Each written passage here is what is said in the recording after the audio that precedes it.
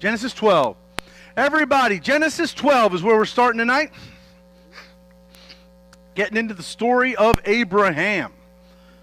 What's interesting about this chapter is that the first half of the chapter, that Abraham is called and he's walking by faith, doing something beyond what most people would feel comfortable or even willing to do. But the second half, it's like his faith drops off a cliff for a little bit. And I think we can all relate to that, can't we? That one moment we're walking by faith and something hits us and faith kind of flew away and we have to catch it again because it was just a struggle for us. Just like Peter when he sank, or even when he denied Christ 3 times. Same idea. He lost faith that he was still the Messiah at that moment. So, or at least he questioned it. So, all right. So as we start, knowing that the first half of the chapter, if you've not read it, that's fine. But in the first half of the chapter, Abraham's going to be called and he's going to go forth, he and his wife, as man and women of faith. The second half of the chapter, he's going to start doing things that show he doesn't fully trust God. So what does that tell us about Abraham right now? I know it's Abram, but I'm going to say Abraham by accident like 500 times, so just roll with me if that happens. Sarah and Sarai are a little easier. Yeah, Kyle.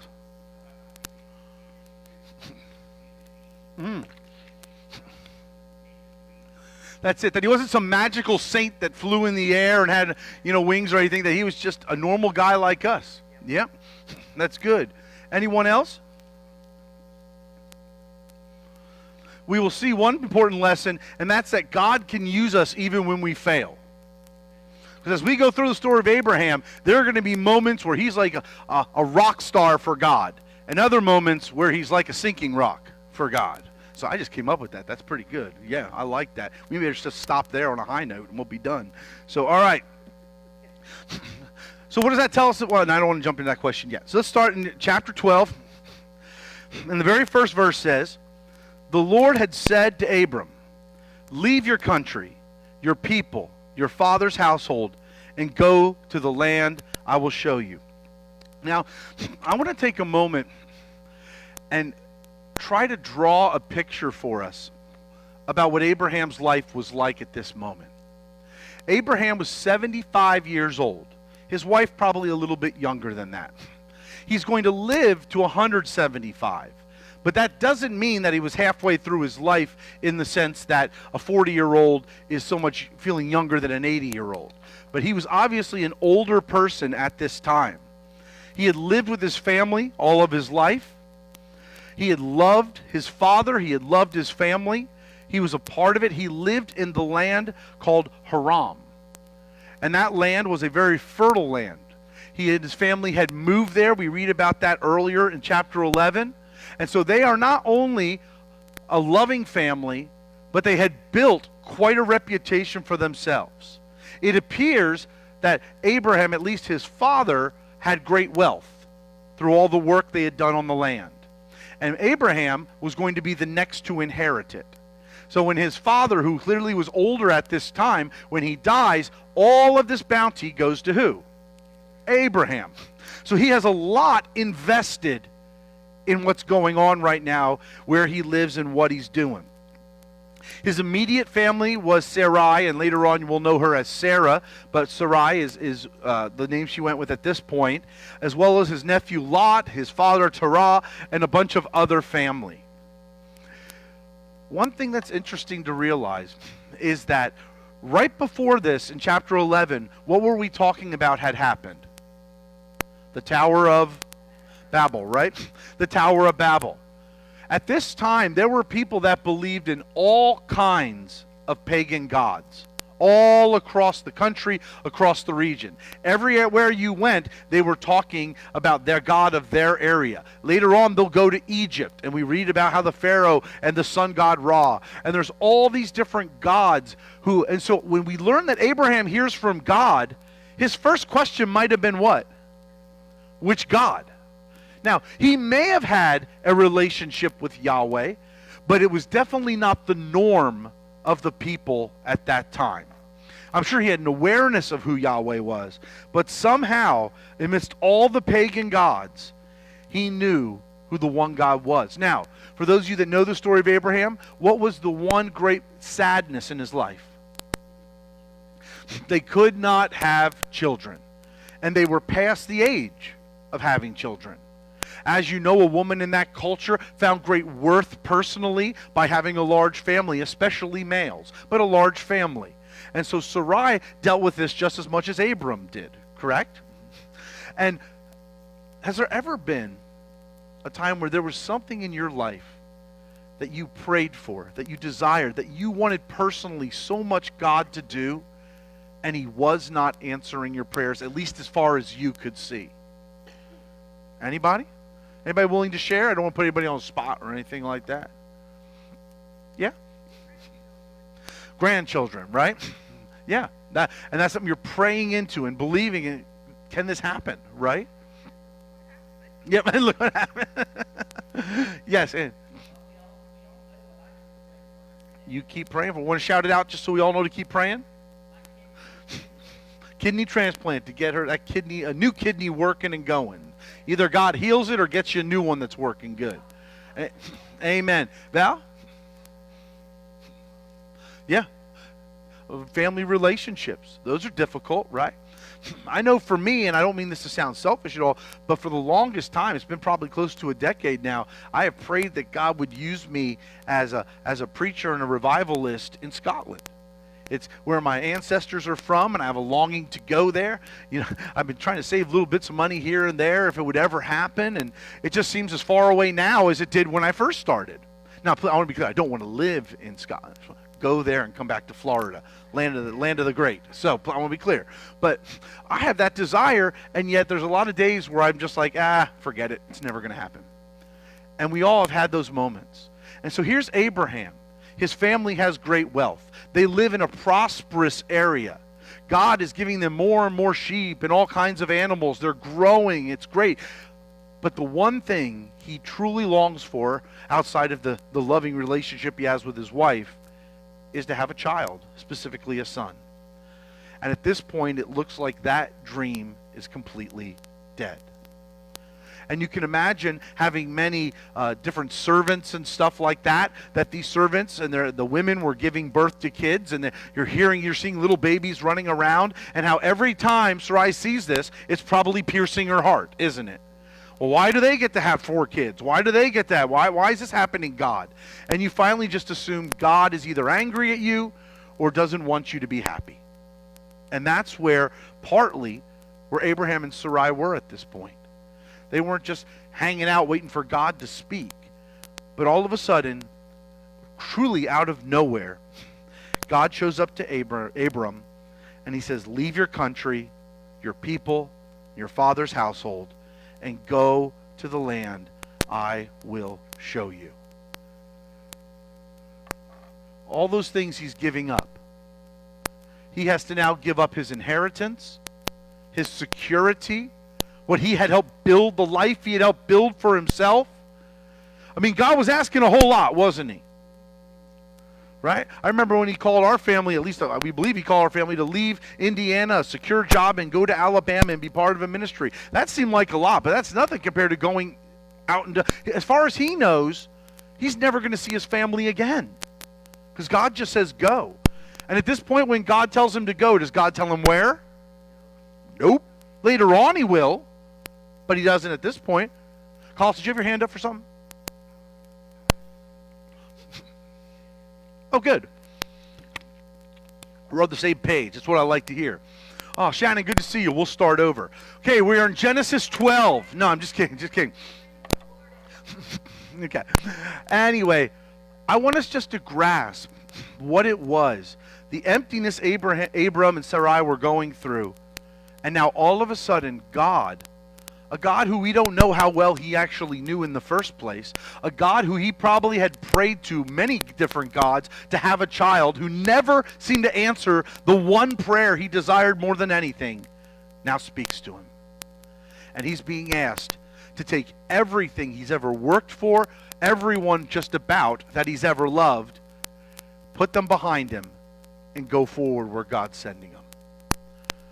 I wanted you to catch the gravity of what God was truly asking of him. And he wasn't asking him to walk across the United States where there's every kind of gas station along the way, McDonald's and whatever, to grab some food. He was asking him to walk where?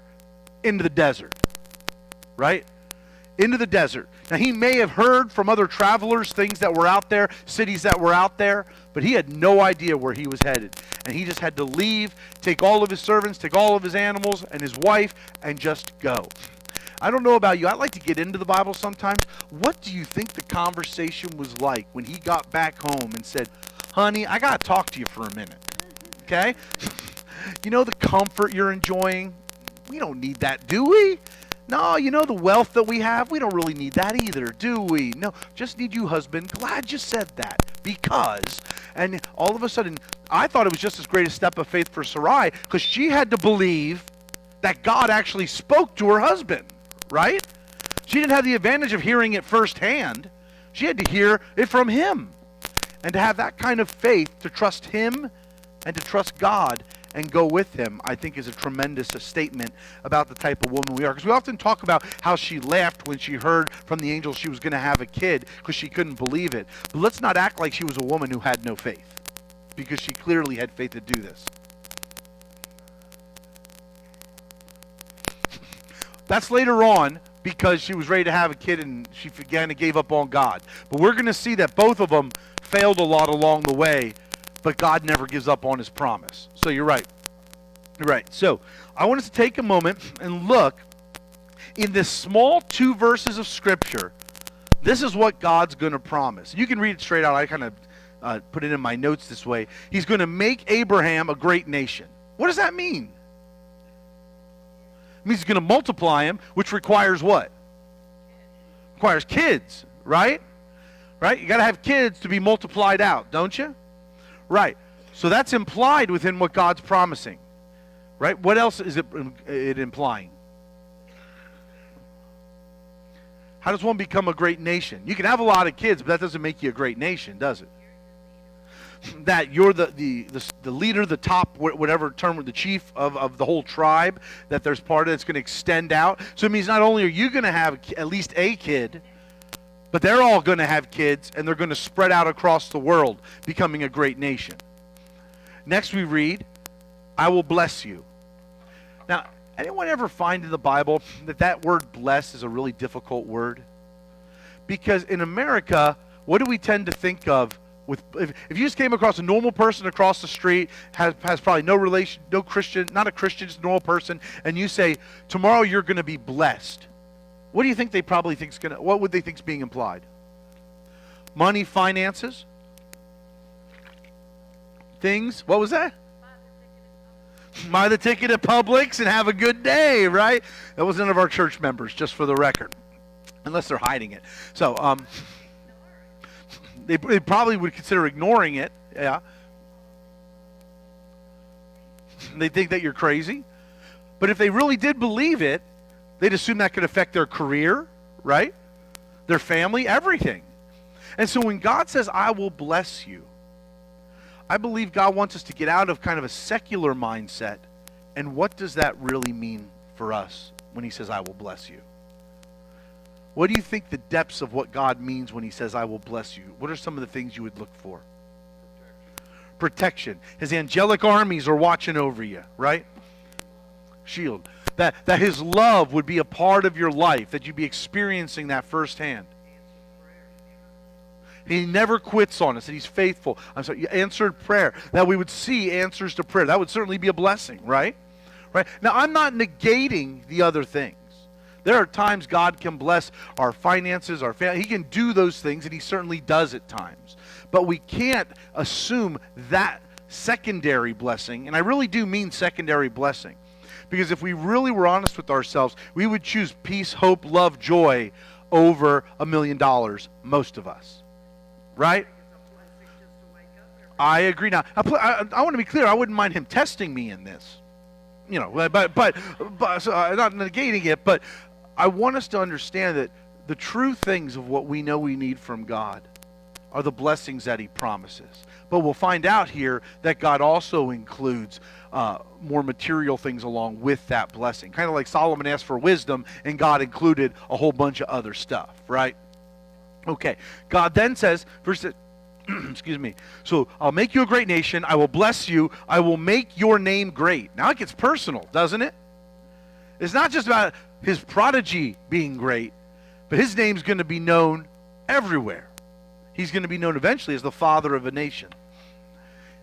Two nations. Yes, eventually. Two nations in the womb. You're right. He said, you will be a blessing. Or actually, the Hebrew actually reads, be a blessing. Meaning that what God is doing in him is going to cause his life to be a blessing to those who are close to him. And I think that's something we all would pray for, isn't it? That those we love, those around us, that somehow the way we live our life with Christ, that we would just be a blessing to people that need us to be.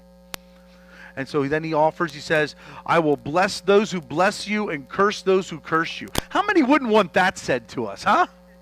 Right? When you get cheated somewhere and something happens, you go, sorry, it's coming. You know, like it was just, there's a party that would love to see God's justice, bam, come like that, isn't there?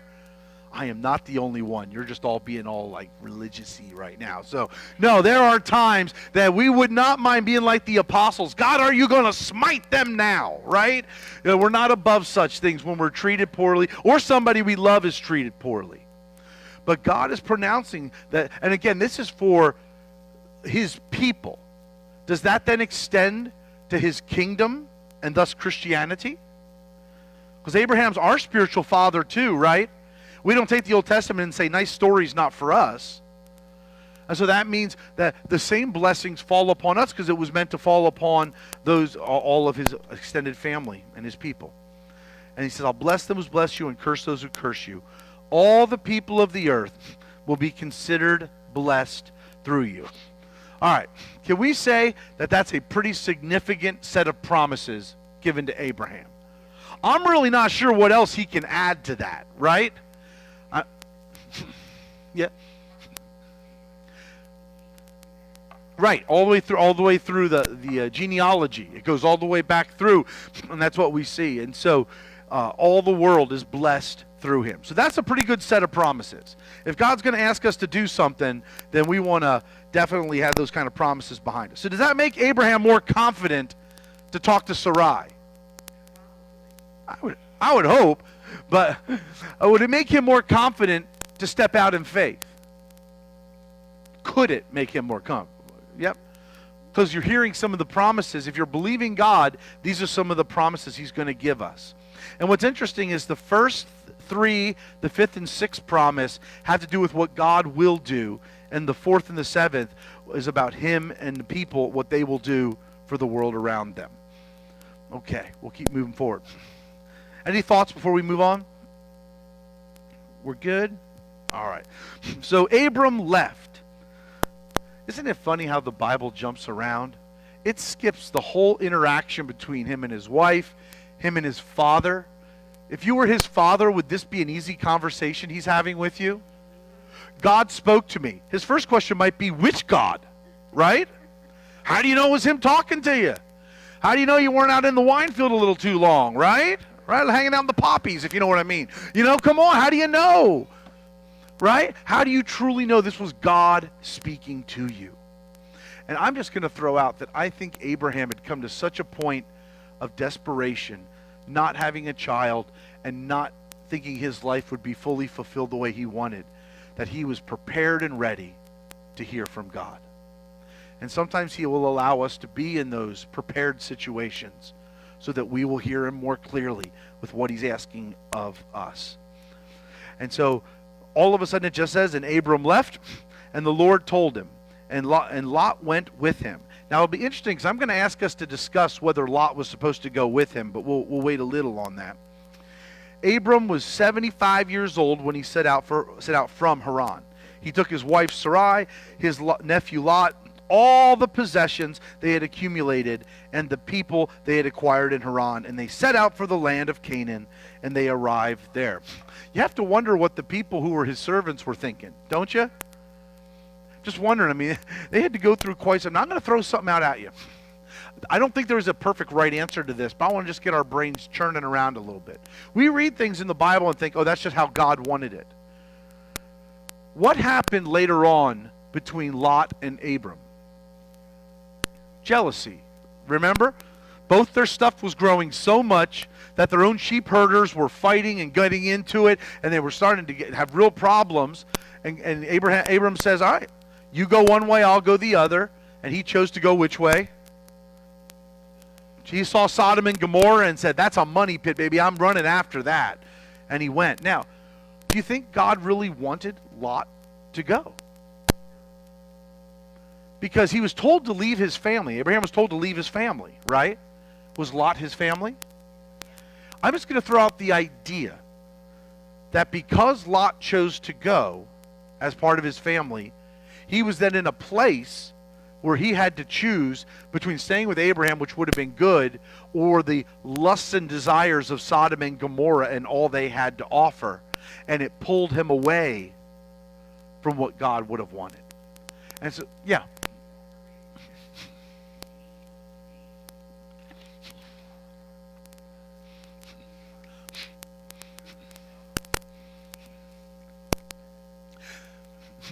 Yeah.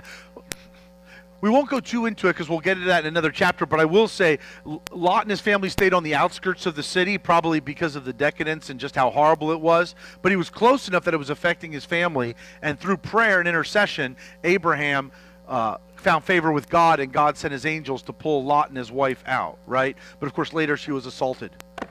Anyway, that was your joke for the evening. There was your dad joke for the evening. If you don't know what that means, when they turned back, his wife turned to a pillar of salt. And so, anyway, so that's horrible. Truly, truly horrible. Just making sure you were listening. But it is just something to think about whether Lot was supposed to go in the first place. We don't know, but it seemed like it turned out pretty negative for him. He ended up in a bad place because of greed, and his wife ended up turning into a pillar of salt. So, we have that. Oh, no, I know. I said it's just something to discuss. Because Lot probably would have been the one to inherit everything Abraham left behind. Because he was next in line. He was his brother's son. So, anyway, I'm not saying it's true. It's just something for us to think about in the biblical passage. So, we keep moving on.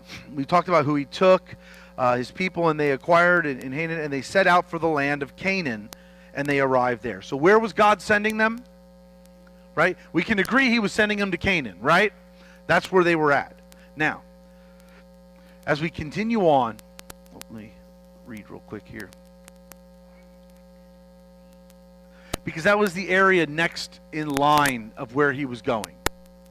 The direction that God wanted him to be. That was the land he was going to give to his people. Much bigger, different territory.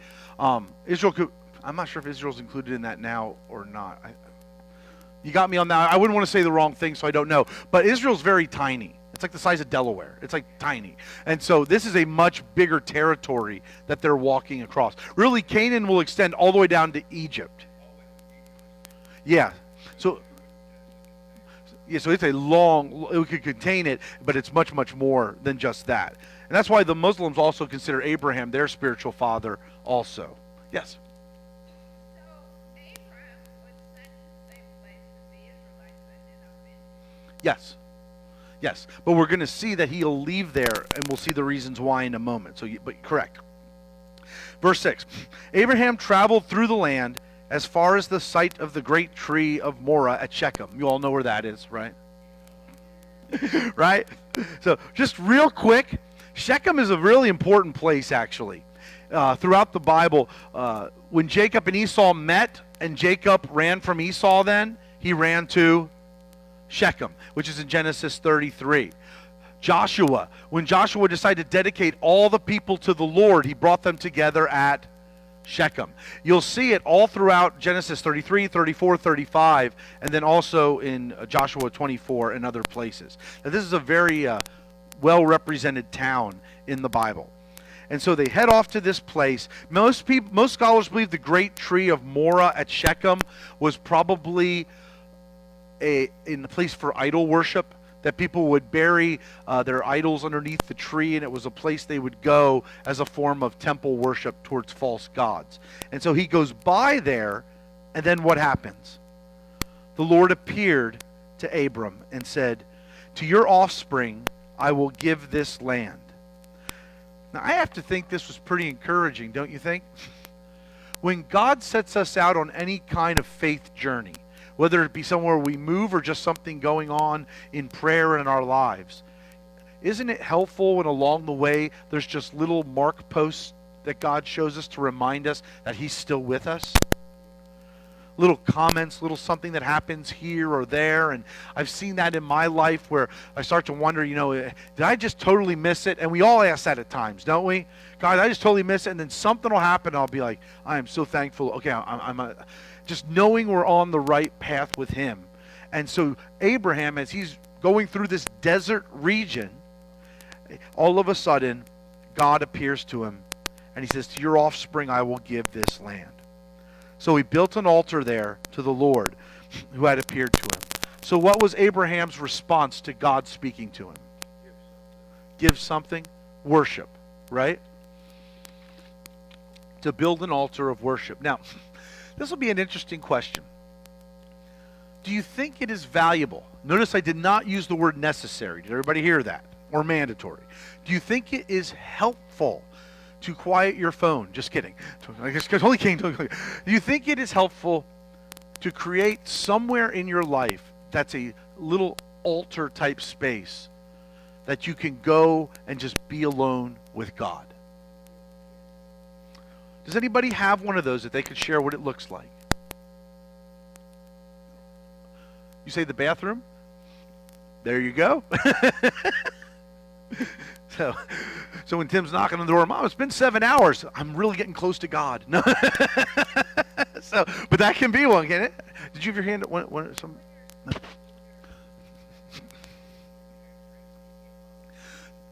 There you go. With every snore, you send up a prayer. Is that what you're saying? No, I'm totally kidding. I don't know if you snore or not. Just kidding.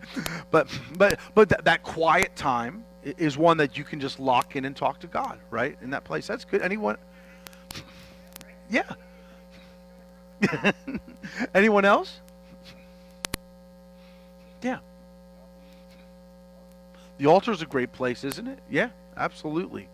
Absolutely. When I come in here, I'll usually sit right under the red light, because if you don't know, the red light represents the presence of the Spirit with us. And I sit under it and I say, I'm here, God. I look right up, come on. And so, anyway, but it's helpful. I'm just going to offer, it can be helpful to create a place or places where when you go to it, you know you're in kind of game mode, right? That when my son steps on the baseball field and on the pitcher's mound, he's in game mode, right? When my other son gets behind the drums, he's in game mode. And so when we go to that place, and I realize some of us, it's tough to find that place, and that's why we need to use a bathroom or a car or something else. But to somehow set that place apart as when I'm here, I'm listening to God, and I'm trying to hear Him. For me, it's my office. And so where my desk now looks and faces, I have certain pictures and icons of things of the Bible and different things to remind me of how to pray forward to God. That when I sit down in that one place, I'm here to do business with God, in a sense. And so I simply would offer to you, that's why these altars are built. They're built as a form of worship in the Old Testament, but they're also a place that when they come back through, they see them, and what does it do? Reminds them of God's faithfulness. So later on, when Abraham comes back through this area and you see that altar, what's it going to say? I remember how you were faithful to me, God, and you spoke to me going this way. You're still the same God, even though I might be struggling going the other. So just something to consider. You can just kind of take little pictures or whatever and create an altar area where you can just spend time alone and listen to God. Okay. From there, he went, this is a very popular thing in the Orthodox Church, by the way, Eastern Orthodox Church, Greek Orthodox Church. They set little kind of areas in their house for that. From there, he went on towards the hills east of Bethel and pitched his tent. Now, do you pitch a tent when you're going to stay somewhere or when you're going through? Both. But when you're pitching a tent, you're saying, I'm going to stay for a bit, right? So he decides to pitch his tent and say, I'm going to stay here for a time with Bethel on the west and Ai on the east. There he built an altar to the Lord and called on the name of the Lord. Then Abram set out and continued to the Negev. Now, up to this point, from what we have read, if 10 was super Christian and 1 was, you're being an idiot. Where is Abraham fall in his faith journey, Abraham and Sarai in their faith journey up to this point? Right up there, 9 or 10, you would think, right? Anybody feel differently?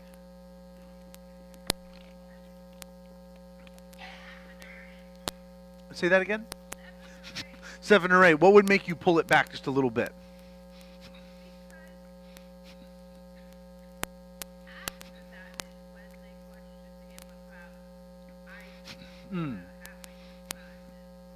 Right. Okay, so you're saying that the actions look good, but the full yielding to the promise isn't quite there. That's actually very deep. I like that, because we're going to see that in just a second. So good stuff. That's actually very good. So it's good you married her. Good choice. So yeah, good choice. So all right. We're about to move from good Abraham to problematic Abraham. Okay? We're going to finish off this section here. We won't stop on every verse the way we had been, but we'll kind of jump a little bit. Now there was a famine. So all of a sudden, Abraham's step of faith hits a wall, doesn't it? Because it's one thing to be on a long journey. It's one thing to be struggling. It's one thing to have, problems going on. But all of a sudden, when you're responsible for feeding all of these people, these animals and everything, and your family, and you're responsible, and you can't, does that cause panic? Right? And again, it's not like they can knock off the old Wawa up the street or something and just go steal some apples. No, there's nothing there, right? They can dig in the dirt trying to find water. There is nothing. And there is a famine across the whole region. And Abraham had two choices. God said go to Canaan, right? Does the Bible say God said go to Egypt? We don't read that ever. Okay? And so, because of the famine, and in our life, when God calls us to things, because of the wall that we might be hitting in our prayers and in our life situation, we have to guard against starting to take things into our own hands. Because it says there was a famine in the land, and Abram went down to Egypt to live there for a while because the famine was severe. As he was about to enter Egypt, he said to his wife Sarai, I know what a beautiful woman you are. What a sweet talker, isn't he? I know what a beautiful... Oh, thank you, Abraham. So, yeah, I know. So when the Egyptians see you, they will say, this is his wife? Then let's kill him and we'll take her. So I want you to say, you are my sister, so that I will be treated well for your sake, and my life will be spared because of you. Now, to be clear, was she his sister? His half-sister. So it's kind of a half-truth, okay? It's a half-truth, half-sister. But now, is this an act of faith by Abram? No? What's that? Yep. He proved that this would be a lie, right? And even the Egyptians will see it that way. And so I want us to see this, that when Abram is called into this journey of faith, and Sarai along with him, and they're going forth and they're facing conflict, and then it gets too deep, they decide to take it in their own direction, go down to Egypt, and now it's creating all kinds of horrific problems that they're... And he's looking to save himself. Yeah, that's what I wrote. Is like, what was Sarai getting out of this, right? At best he's denying you as his wife. At worst, you're about to be taken away. I mean, most of the risk is on her. Can we agree with that? Much more of a leap of faith for her than it was for him. And then, I'm glad you caught that, because I felt the same thing. Like, what a tremendous act of selfishness when they went down. So the observation is that she was a beautiful woman. The supposition is the Egyptians will kill Abraham, at least so he thinks, but they'll let her live. So the request is, say you're my sister, and the intended result is that things would go well for Abraham as he takes things into his own hands. So, did he know that Pharaoh would take his wife? He knew he could, but did he know he may have spiritualized his rebellion, right? You ever do that? God, because you promised us this, even though I'm doing what you didn't ask me to do, I know you're going to bless it. Anybody? Paul, and then, great.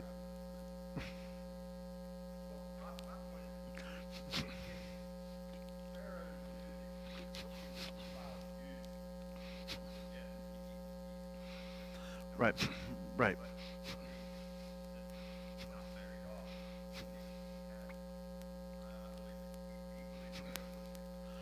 It's very possible. And then he figured God would just fix his problem in the end.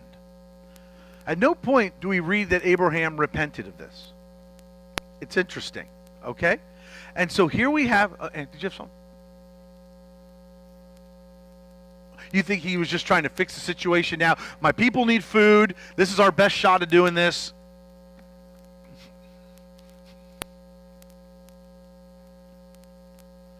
Right. Right. So he had hoped it wouldn't come to that and didn't think what would happen if it did. Yeah. For who? You're right. He's putting his trust in a foreign pagan power over his trust in God. That's good. That's good.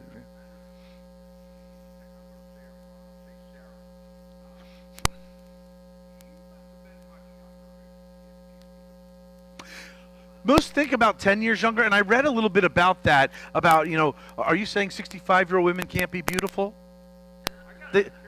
That's Bill Dion. Bill Dion's perspective, not representing Christ Church or any of the people of Christ Church. Let me ask you, were there times in world history where a woman being overweight was a more attractive thing? And there's times when being thinner is an attractive thing, right? We're trying to usurp our culture onto their culture. First of all, it's very possible she looked younger than she was, but secondly, they may have viewed beauty in a totally different way, knowing that they lived much longer also. So how we might think about that, somebody who's 65, 70 now, we think they're on the kind of the tail end. But if you're living to 150 years, there's a little time in there. Yeah, I know. You're already in trouble. I sold you out, brother.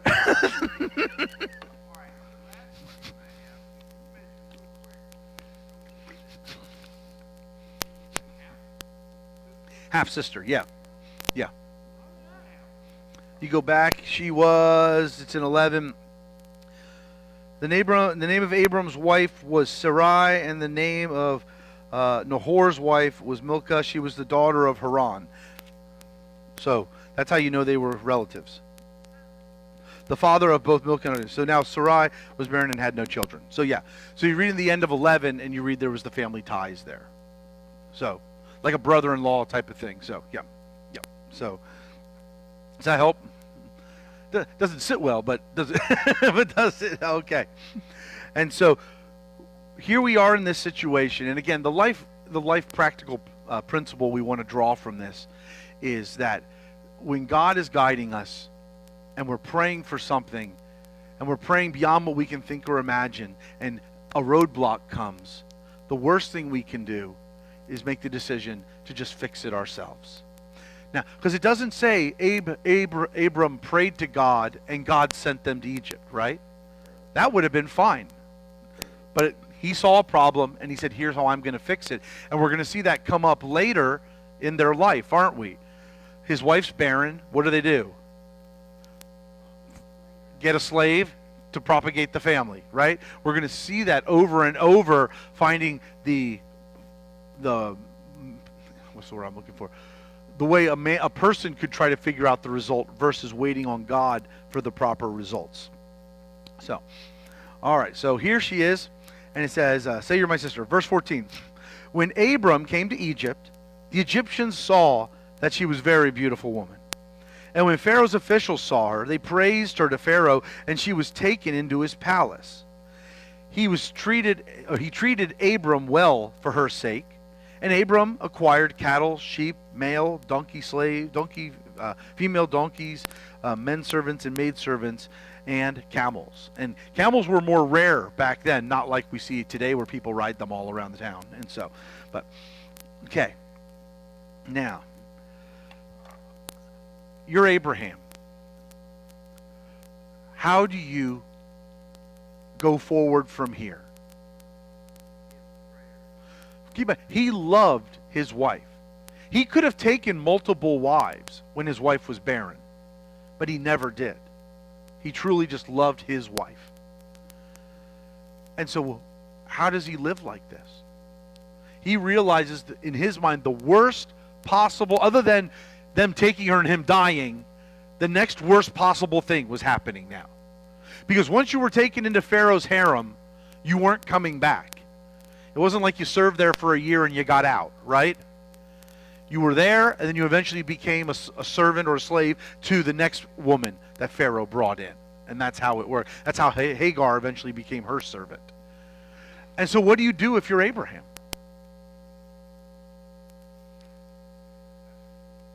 Only if it's answering my question right now. Then I'll come back to yours if you want. I don't want to leave my question. What do you do?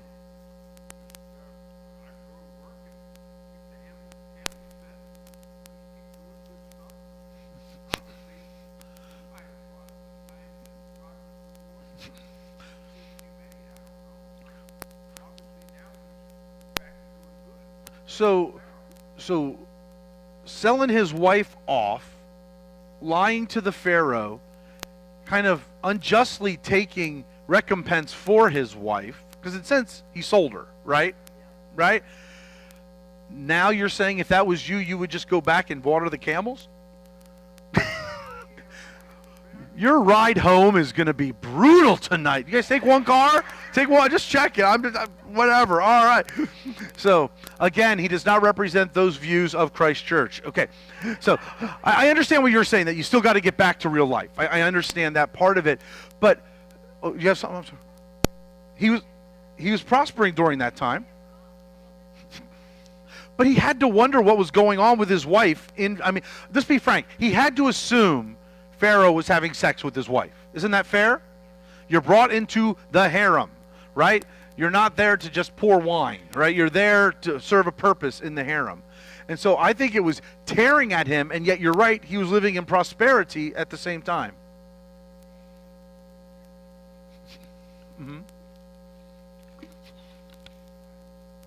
Right.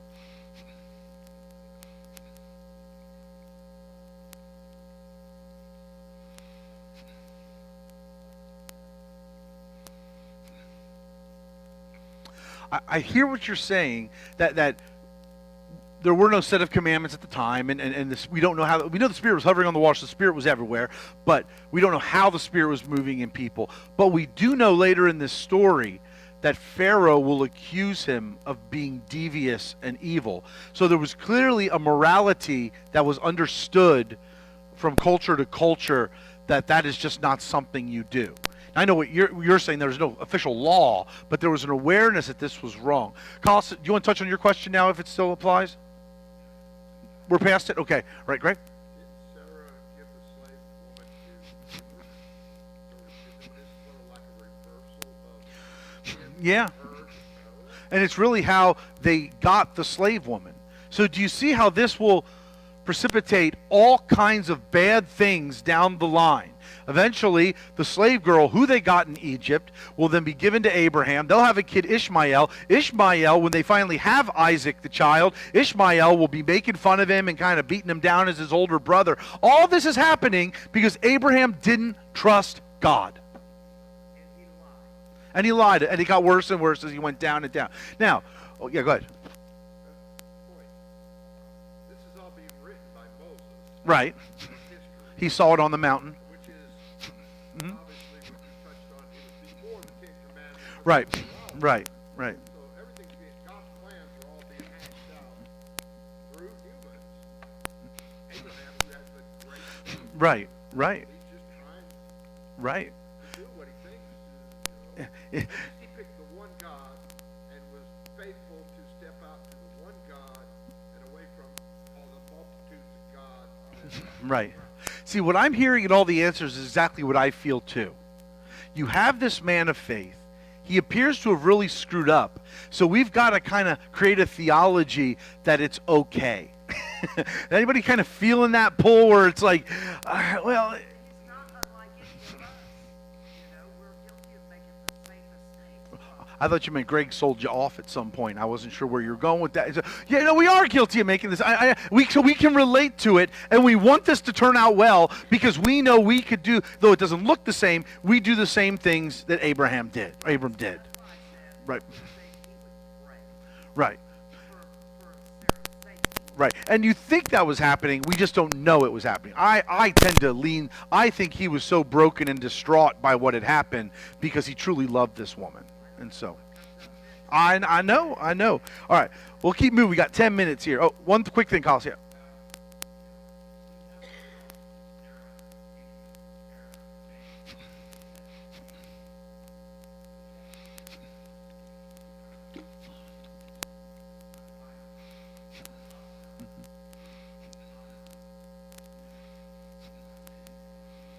Right. Yep. Clearly, we'll see God's part of it, but I do want to also think that Abraham may have been praying the promises of God. God, you said that you were going to bless me. God, you said that my inheritance or my prodigy would fill the earth and bless people. Last I checked, she's my only wife. And so, unless you give her back, we got a problem right here.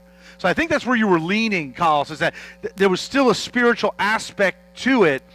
I guess I was looking at it more from Sarai's perspective, how she might have felt she was being treated by this man she had dedicated her life to. Billy.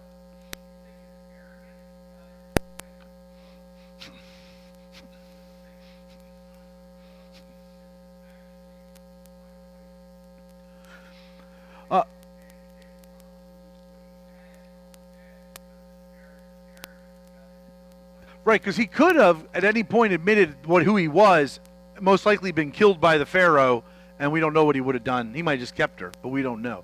Yeah, last question. I want to try to keep moving. Yeah.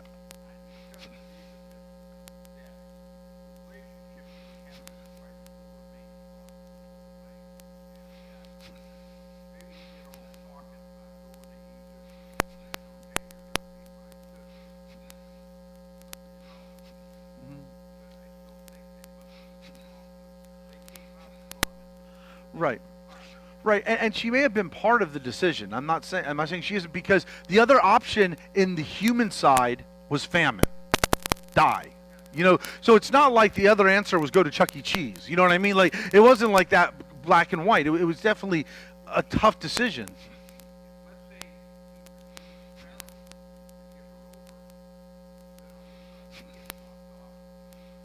Right. Right. But that's where they left behind the trust in God's promise, because he had to trust that he wouldn't get knocked off. So, all right, I'd like to, yeah, real quick.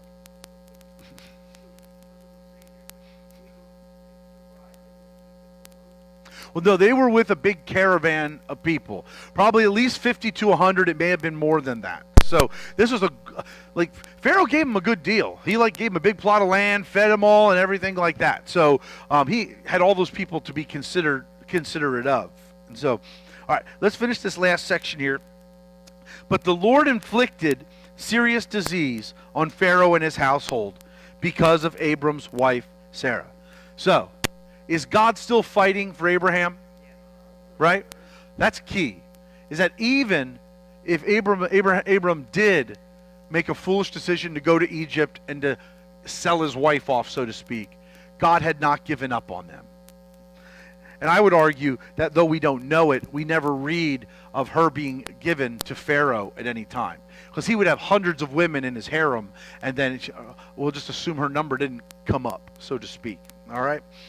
So Pharaoh summoned Abram. What have you done to me, he said. Why didn't you tell me that she was your wife? Why did you say she's my sister, so that I took her to be my wife? Abraham's response is what? No response. None. There's nothing he can say. That's exactly what he did. Now then, here is your wife. Take her. Go. Then Pharaoh gave orders about Abram and his men, and they sent him on his way with his wife and everything they had. So God was faithful to the promise he gave to Abraham, even when Abram was acting in lack of faith. Amen? And keep in mind that even though he sold his wife. So men, if you have a bad day, say to your wife, at least I didn't sell you off to the Egyptians. All right? That's what you can say as a response for that day. That would be good. But he still lived such a life that in the book of Hebrews it said, by faith Abraham, when called to go to a place he would later receive as his inheritance, obeyed and went, even though he did not know where he was going. By faith, he made his home in the promised land like a stranger in a foreign country. He lived in tents, as did Isaac and Jacob, who were the heirs of the same promise. And so Hebrews sums him up as a man of faith. And so when we have those moments of doubt, or even those moments of sin and lack of belief, God is still there to redirect us, stick with us, and when we're willing to move us forward into what he has for us. And so we need to trust him. Yes, James.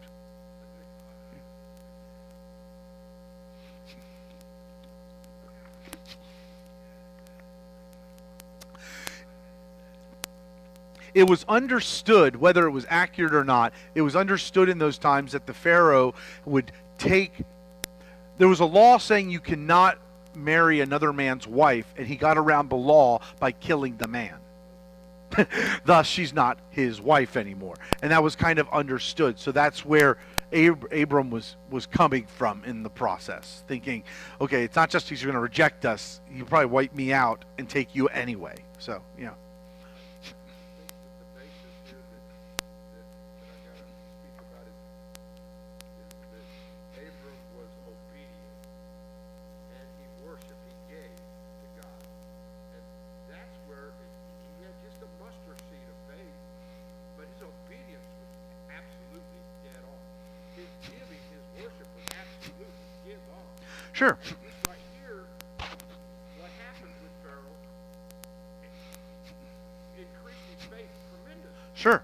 Sure it did. Absolutely. Those three things, those are the bases that still are true today. You have Yep. to be obedient, you have to worship and pray, and your faith will be strengthened, because you'll see things then. You won't be blind. Right.